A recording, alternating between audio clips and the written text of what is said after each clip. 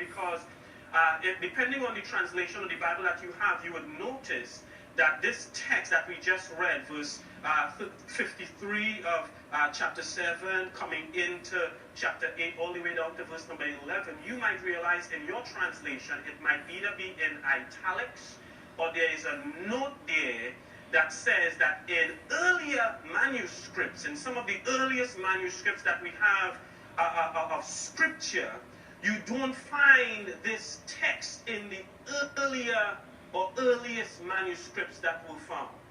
However, in later manuscripts, this particular text, verses 1 to 8 through verse 11, is found in a lot of earlier manuscripts. So there is a lot of debate that says, well, you know, see, here it is. This isn't even an earlier manuscript, so it must mean that this is man-made and somebody put this in there.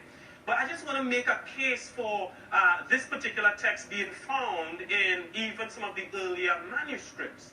If you take into account that this gospel that John is writing is a later, if not the latest gospel that we know to date, whereas these other gospels, Matthew, Mark, and Luke, were written in earlier periods, John's gospel is the latest, estimated to have been written anywhere between 83 and 85 AD. That is to say, years has passed after Christ would have walked on this earth, after the church would have been established, after the church has gone through some transitions for some decades.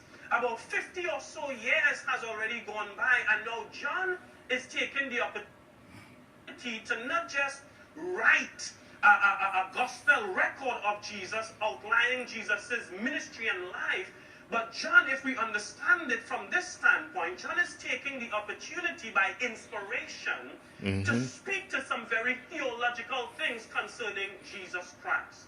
And I'm not saying that Matthew, Mark, and Luke don't deal with theology, but I'm saying when you look at the Gospel of John and the way in which John writes and the outline of John's writing, John speaks to a deeper type of teaching with regard to the identity and character of Jesus Christ.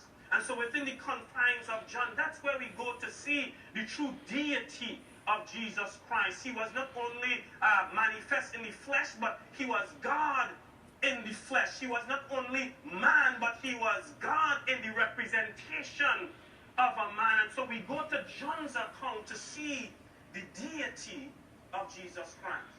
And one of the things that John often does is John identifies the various ways in which Christ himself would have identified himself as being God. So within the confines of John, John outlines at least 7, some people say 8, but we know at least there is 7 I am statements that Jesus himself would have made concerning himself. I am the bread of life. I am the resurrection and the life. I am that I am. These are all found within the confines of the Gospel of John.